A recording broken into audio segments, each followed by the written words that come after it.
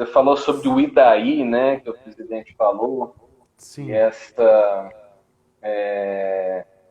Eu me lembrei também da Regina Duarte, com sua... Eu sim. gostei do termo que uma pessoa colocou, que é positividade tóxica. Uhum. E eu tenho lido alguns livros de um filósofo sul-coreano, Byung-Chul Han, Ah, ele é que ele tem ótimo. a Sociedade da Transparência, Uhum. e ele faz uma análise sobre que a positividade também traz violência. Sim. Tá? Dependendo da forma como eu encaro e lido com isso, a positividade é um problema. E essa sociedade de desempenho e de ter que parecer que está tudo bem o tempo todo. Sim. E então, para que eu vou falar disso? Para que eu vou olhar para isso? Por que eu vou falar de Auschwitz, por exemplo? Por que Uhum. eu vou, né, trazer problema? Por que eu vou olhar para minha sombra, né, analiticamente falando? É, E Vamos ser leves, vamos ser gente. leves, né? Fala isso para família cuja polícia entrou na casa dela, né? E assassina o filho. Como é que eu vou ser leve? Como é que eu não vou olhar para tudo? Mas enfim, eu queria perguntar para você se você vê no comportamento espírita, dentro da casa espírita ou fora também, se existe um pouco dessa positividade tóxica, vamos uhum. dizer assim. É, Se eu não posso falar de certas coisas, não posso ter determinados comportamentos porque eu vou atrapalhar a vibração ou aquilo que se espera que o espírita faça. exato. Não? Eu tenho dito que essa positividade tóxica, e pegando como exemplo os representantes do governo federal que insistem, né, em ter esse posicionamento, eu costumo dizer que ela tem duas características que atingem em cheio a saúde mental das pessoas que escutam esses discursos. Primeiro, é uma positividade cínica, e segundo, é uma positividade sofista.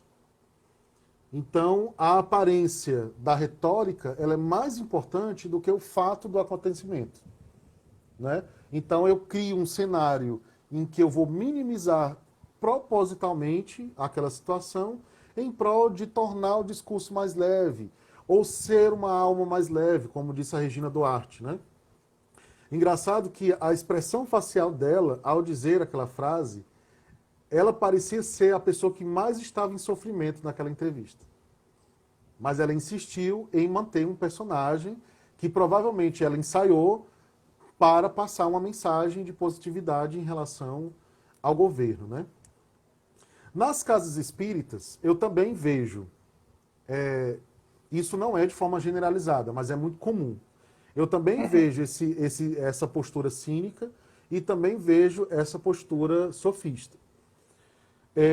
Como eu faço um trabalho voltado para a saúde mental, também na perspectiva espírita, o que é que eu encontro com muita recorrência nas casas espíritas por onde eu passo? Sempre tem alguém que vem conversar comigo após a palestra ou após o curso e vem desabafar. Vem dizer, olha, eu não consegui encontrar o apoio que eu esperava na casa espírita onde eu frequento. Então a saída que eu tive foi procurar em outra casa ou procurar mesmo uma ajuda especializada. Né? Isso é extremamente sintomático do que ocorre. Porque essas pessoas já me relataram coisas do tipo: eu fui para o atendimento da minha casa espírita, mas quando eu cheguei lá, eu fui cobrada por já ter conhecimento espírita, então eu deveria ter as condições de lidar com aquilo. Ou a pessoa ficou repassando para mim os conceitos basilares da doutrina, como se eu tivesse esquecido desses conceitos. Né? Enfim, toda sorte de processos que não são empáticos. E aí eu quero destacar que a comunicação não violenta, ela precisa ser acompanhada de empatia. Né? Quando ela não tem empatia, eu posso estar falando manso, tranquilo, mas a minha comunicação pode estar sendo extremamente violenta para aquela pessoa que me escuta. Né? Então Tem isso é o muito violento comum. passivo, né? Isso, exato. Ele é aparentemente empático, mas de empatia não Uhum, tem nada.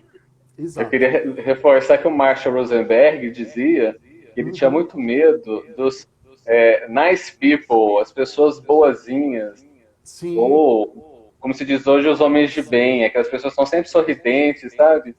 Que a comunicação Falando não tem nada a ver com baixinho, isso. calminha. E às vezes, eu já fui Exato. cobrado por algumas posições que eu tenho, ou públicas, algumas coisas que eu falo. Mas você não trabalha com comunicação violenta, por que você está falando assim e dessa forma? E as pessoas não entendem como é que é. Sim, é isso mesmo. Também é uma boa capa de justificativa, né? Não, então eu sou um homem de bem e isso me autoriza a falar dessa forma e a tratar os outros desta forma e sem maiores consequências, quando na verdade tem muitas consequências, né? O adoecimento de espíritas é algo também muito recorrente, o adoecimento psíquico de espíritas. E isso ocorre literalmente sob as vistas das casas espíritas.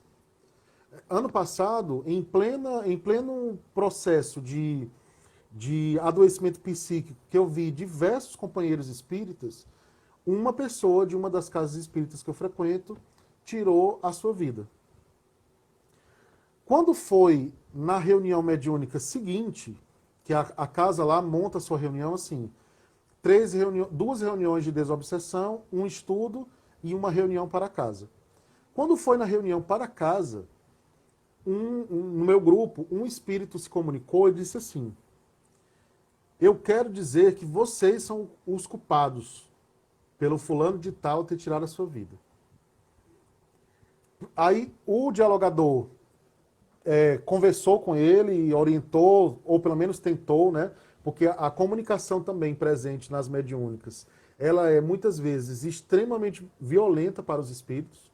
Quero destacar isso também. A mediunidade poderia ser um processo terapêutico muito melhor aproveitado para encarnados e desencarnados, mas infelizmente não ocorre dessa forma. E aí, quando terminou a mediúnica, nós fomos conversar sobre a frase desse espírito, né? E a reflexão que eu fiz para o grupo foi: gente, a gente não pode pegar ao pé da letra o que esse espírito falou, porque é óbvio que ninguém individualmente tem culpa. Contudo, quais são as posturas que nós temos na casa espírita que podem favorecer uma pessoa se sentir sozinha? Que pode favorecer com que ela se sinta invisibilizada? Que é uma questão muito recorrente nas casas espíritas. Você invisibiliza determinados grupos sociais, determinados temas sociais. É como se esperasse pela criação de uma uniformidade. Não, todo mundo tem que agir desta forma porque todos são espíritas. Mas todos são espíritas em processo de aprendizado. Ninguém está num patamar de alta evolução em que você consegue estar sempre bem, como você mesmo falou, o Fábio falou, né? Então é muito complicado não aceitar, primeiro, que as pessoas tenham raiva, que as pessoas tenham rancor, que as pessoas possam estar chateadas, ou que as pessoas naquele dia possam não estar bem. Às vezes também é um processo inconsciente, né? E a gente encontra muito esse julgamento. Ah, fulano, mas você não pode estar mal. Você tem um conhecimento espírita, você já é espírita há tantos anos. Eu frequentei uma casa espírita em que o meu dirigente queria, e por conta disso a gente vivia em conflito, ele queria que ninguém sentisse raiva, que ninguém se chateasse com nada. Tinha que estar o tempo inteiro ali, o sorriso de orelha a orelha, como se diz, né? E eu dizia para ele, não funciona dessa forma, eu sou um ser humano, faz parte do processo humano ter esses sentimentos ainda no nosso estágio evolutivo. Essa perspectiva de não sentir aspectos negativos de nada é o que tentaram fazer com a divinização de Jesus. Então, a partir da tradição católica, e o movimento espírita também fez isso, né? Colocou-se Jesus num patamar de superioridade, de deidade, que ele é como se ele fosse inatingível. Mas aí os espíritas não param para pensar que a escala evolutiva de Jesus, ela é o nosso destino espiritual, como bem explica o Livro dos Espíritos. Então, na verdade, ele não é uma deidade. Ele é um espírito como qualquer outro. Apenas ele é mais evoluído, provavelmente também por ser mais velho, né? Mas esses elementos que vão se tornando enviesados vão fazendo com que várias opressões ocorram também no ambiente da casa espírita. Seja de forma direta ou de forma indireta, né? Então, eu quero aproveitar isso para entrar num tema que é da juventude, né? Muito comum que a gente tem visto, que é a questão das dúvidas, né? As perguntas, os questionamentos acerca da sexualidade e gênero. Sim. E que os jovens não encontram um ambiente seguro para questionar sobre isso dentro do ambiente espírita. E o que a gente percebe é, quando esse jovem traz essa dúvida, ele é direcionado para fazer tratamento espiritual. Sim. O que você pensa sobre isso? Olha, uma das casas espíritas que eu frequento, que é uma grande casa espírita aqui de Fortaleza, conversando com a pessoa responsável pela juventude da casa, uma vez ela me pediu uma ajuda para repensar os processos pedagógicos do trabalho com a juventude. E eu topei, achei super bacana o convite dela, mas quando eu mostrei para ela a proposta de uma percepção pedagógica pautada na educação em direitos humanos, e já que era pautada na educação em direitos humanos, tocaria em questões como gênero, sexualidade, racismo, cultura, né? A pessoa voltou atrás no convite.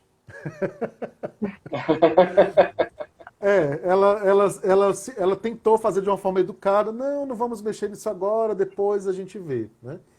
Mas, na verdade, ela declinou. E essa declinada da parte dela diz muito sobre o trabalho que normalmente é feito. E as reclamações que as casas fazem de ter muitos pré-adolescentes, muitas crianças, e à medida que a juventude vai avançando, vai se esvaziando. Mas isso não é por acaso. A casa espírita, ela não é atrativa para o jovem de maneira geral, né? Eu não tenho receio de dizer isso, porque eu também já trabalhei com a juventude espírita. Eu também trabalho com jovens, né? Então não é atrativa. Você, dentro da sua perspectiva de formação da identidade, você não tem muito espaço, porque você tem que ser uniforme, né? Você tem que estar ali naquela perspectiva que normalmente é mais religiosa, né? E você não pode se diferenciar. Esse período da adolescência, né, do início da fase adulta também, é da formação da identidade. E é natural que o jovem queira experimentar. Mas será que ele ousaria chegar na casa espírita com o cabelo pintado, com a sua sexualidade assumida em ser lésbica, em ser gay? Será que ele se sentiria confortável de fazer isso? Será que ele se sentiria acolhido, à vontade? né? Exato. Será que ele se sentiria acolhido em chegar com um piercing, com uma tatuagem, enfim, algo que fortalecesse a identidade, mesmo que depois ele modificasse?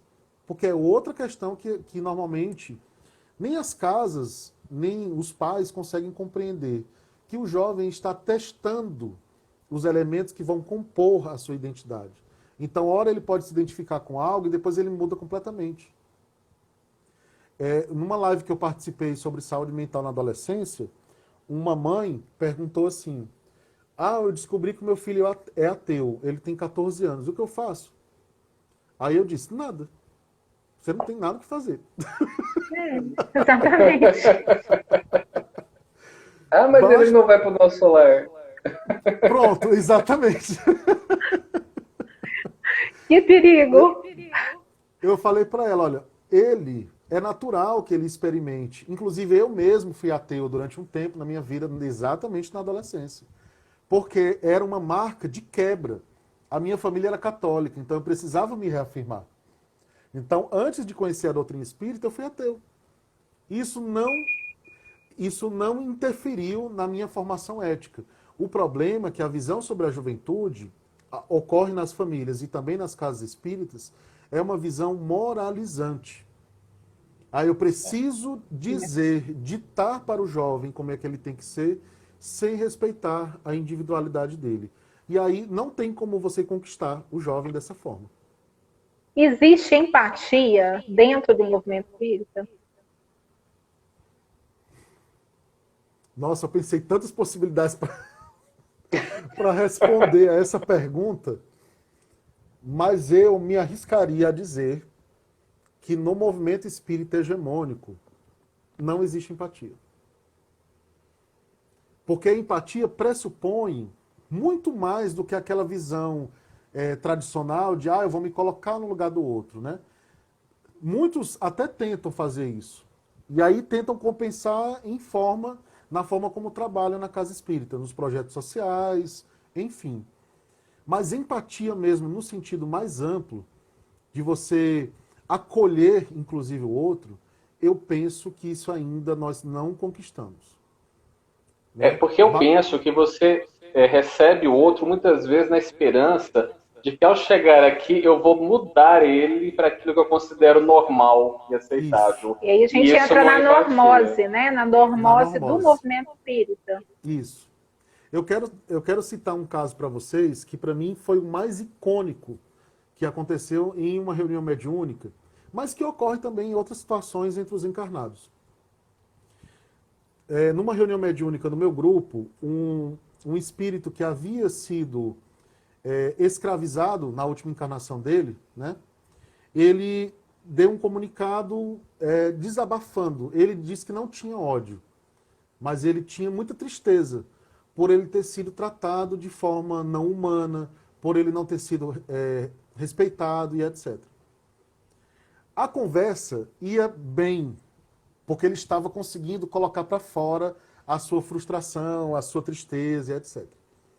Mas o nosso querido dialogador optou por um caminho moralizante na conversa. Então ele fez a seguinte intervenção: mas você passou por isso porque você merecia. Gente, uma pessoa, porque o espírito também é pessoa, né? Uma pessoa que está numa dor psíquica, a última coisa que ela quer escutar é que ela merecia ter passado por aquilo. O resultado dessa comunicação foi que o espírito se revoltou, não aceitou mais conversar com o dialogador, ele disse que não ia mais conversar com ele, porque ele não estava acolhendo. E ele, Deus sabe qual foi o destino dele, né? Saiu de lá, não quis mais conversar. Mas o que eu achei mais incrível é que, na perspectiva do dialogador, o espírito não aceitou a ajuda, porque é outra visão moralizante que a gente tem, né? Não, eu estou aqui na posição de ajudar os espíritos. Isso também é questionável. Mas na perspectiva do dialogador, ele agiu corretamente. Porque na visão dele enviesada, a lei de causa e efeito serve para justificar crimes contra a humanidade. Quem de nós nunca escutou, os judeus passaram por aquilo porque eles mereciam. Os negros foram escravizados porque eles mereciam. E as pessoas tentam colocar a lei de causa e efeito como uma lei fascista. Isso é desesperador, sabe?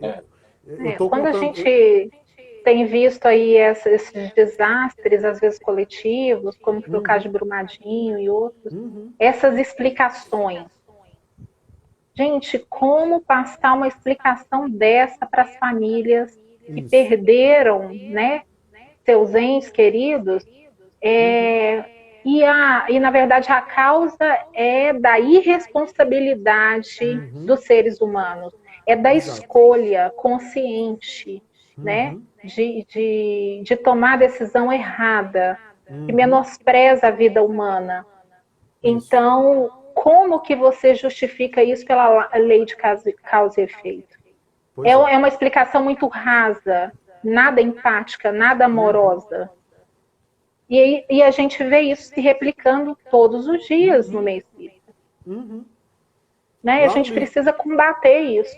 Isso. Também eu considero que é um dos nossos papéis de ressignificar essa compreensão enviesada que muitas vezes existe no movimento espírita sobre alguns conceitos.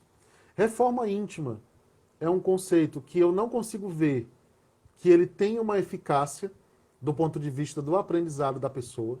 Esse conceito, aí pegando o que a Mirella falou, né? Essa lógica da normose transforma a reforma íntima nessa questão que o Fábio falou do homem de bem. Não, basta eu demonstrar aqui para as pessoas que eu sempre estou bem e eu já estou cumprindo com a minha reforma íntima. Mas aquilo muitas vezes não impacta em nada no cotidiano da pessoa. Mas na casa espírita ela precisa demonstrar isso, né? Então, reforma íntima, a lei de causa e efeito. O livro dos Espíritos é muito claro quando ele nos diz que não é Deus e nem os espíritos que criam as desigualdades sociais, elas são criadas pelo homem. Então, dizer que uma desigualdade social está nos desígnios de Deus é jogar a culpa de forma externa, né? Inclusive, os espíritas, os queridos amigos espíritas que consideram que a evolução ela é automática do ponto de vista social, ela não é. Não adianta a gente individualmente evoluir se essa evolução não chegar no bem-estar social, se essa evolução não chegar para organizar a sociedade com uma estrutura que seja mais viável, mais palpável. Agora, com a pandemia, a gente está vendo todas as feridas sociais muito mais abertas. Mas não foi a pandemia em si que criou. Elas já existiam antes, mas eram muitas vezes invisibilizadas.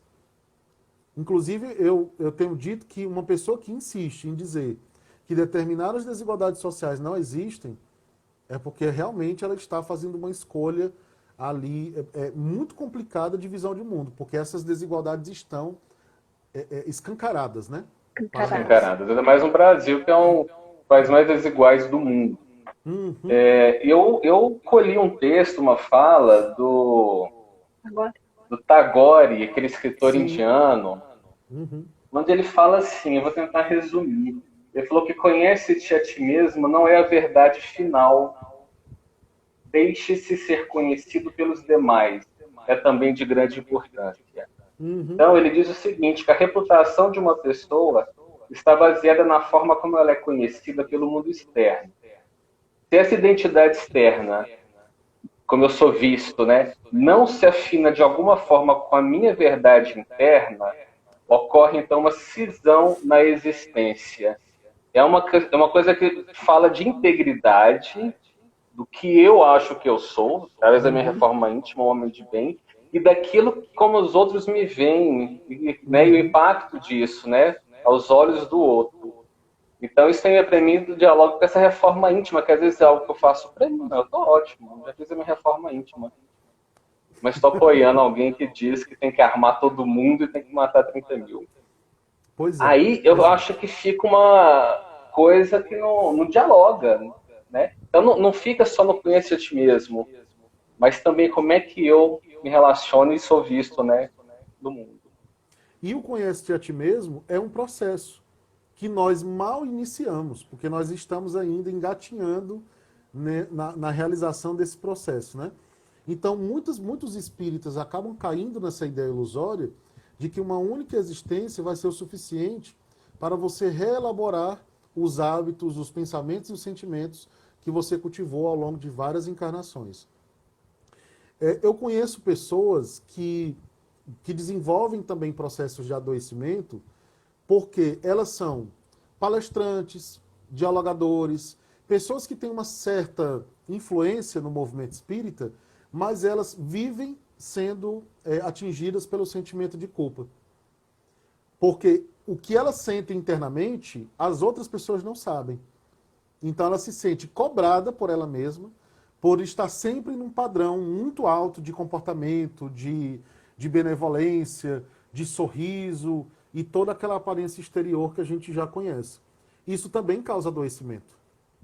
Né? Essa cisão na existência. Exato. Exatamente. Tem uma fala aqui de uma pessoa, é Fabiano. Tem um palestrante médico conceituado na cidade onde vivo que fala sempre contrário ao socialismo, mistura tudo. Diz que dores sociais são previstas e devem ser aceitas para a evolução. É essa visão que a gente estava falando da lei de causa e efeito, né? Essa visão fascista, punitivista. Eu lembro que uma vez eu estava ministrando uma palestra num centro que é bastante conservador aqui de Fortaleza. E eu, propositalmente, levei diversos elementos progressistas para que eu pudesse trabalhar na palestra, né? Eu apresentei aquele comunicado do espírito Bernard Palisse, da Revista Espírita, quando ele fala das condições sociais do planeta Júpiter enquanto planeta superior. Então eu fiz toda a descrição, os líderes são escolhidos pela sua evolução espiritual e não por questões ideológicas, não existe desigualdade social, todo mundo, a única desigualdade que existe é das aptidões, né? A religião é a religião natural, enfim, um cenário completamente diferente daquele que nós vivenciamos aqui. Inclusive, eu fiz questão de citar a pergunta de Kardec para esse espírito, quando Kardec pergunta se o povo mais adiantado da Terra fosse transportado para Júpiter, que posição ele ocuparia? E o espírito diz que seria a mesma posição que os macacos ocupam entre nós. Tipo isso. Mas de toda a reflexão que eu estava fazendo na palestra sobre as condições sociais de um planeta superior, uma senhora levantou o dedo e ela só não concordava com uma coisa. Ela não conseguia aceitar a ideia da igualdade social dos habitantes desse planeta. E aí a justificativa dela era, não, mas as classes sociais, elas existem, elas têm uma função. E aí eu perguntei para ela, qual é a função?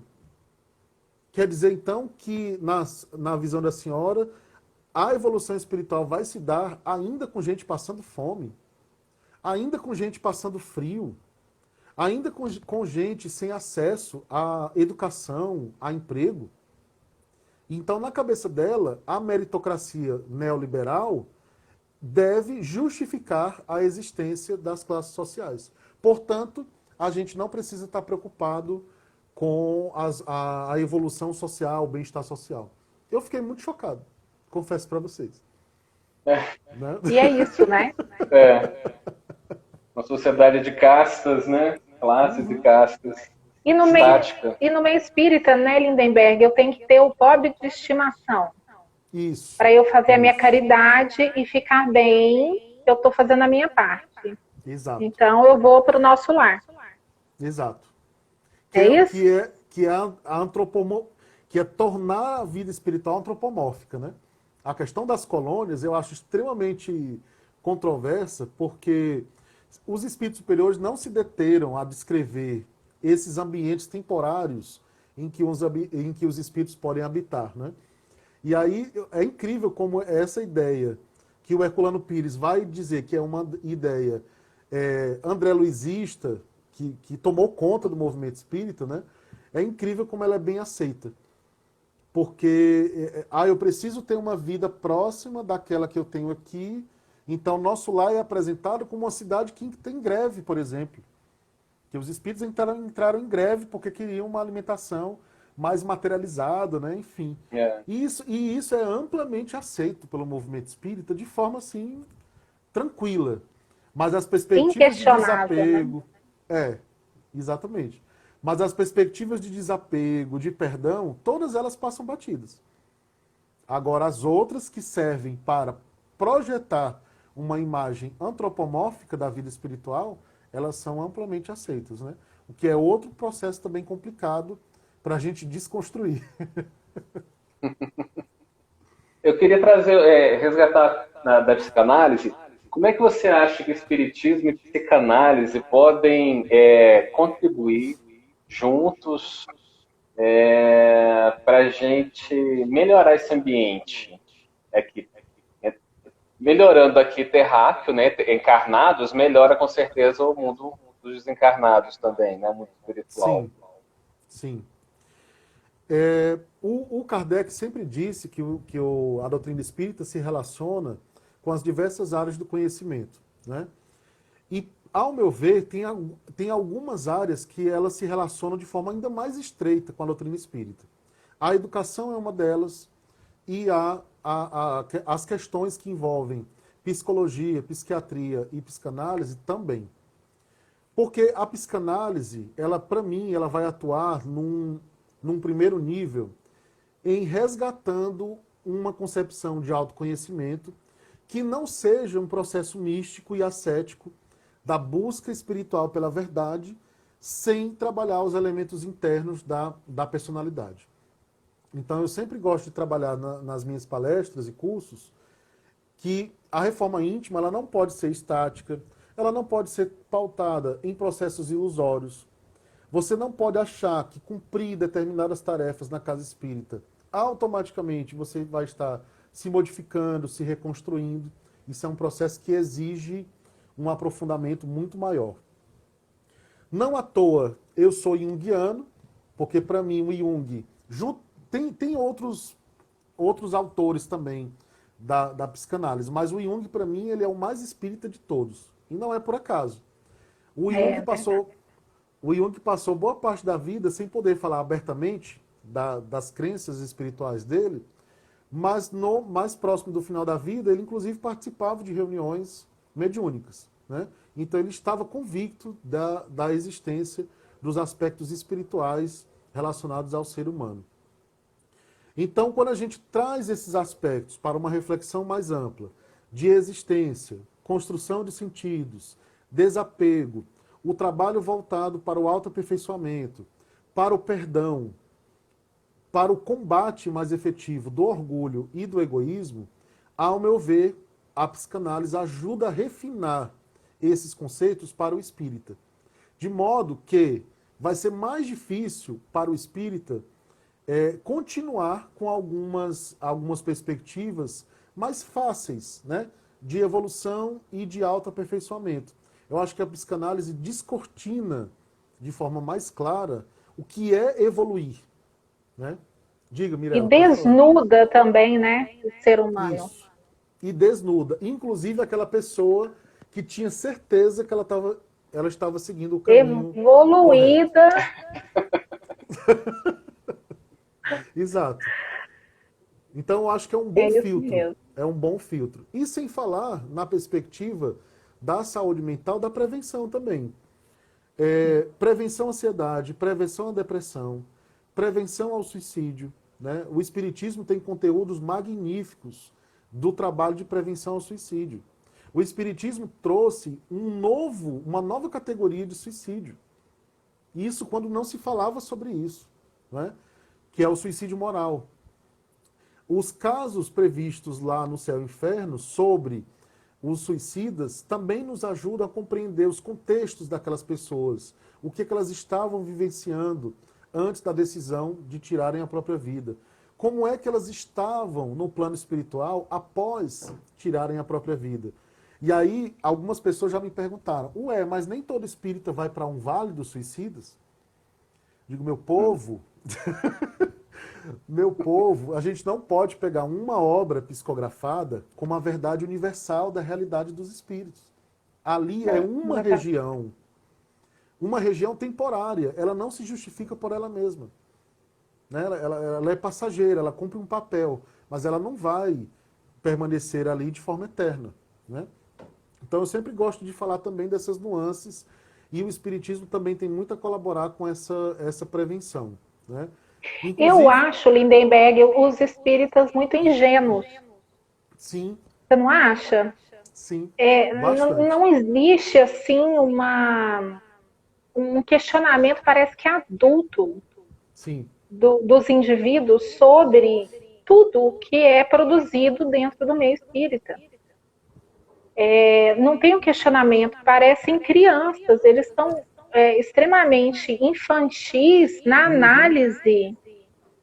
A criança, ela recebe, assim, ela é muito receptiva, né? Uhum. Ela não questiona quando o pai conta aquela explicação, aquela anedota para explicar algo que ele acha que a criança não tem condições de compreender ainda. Uhum.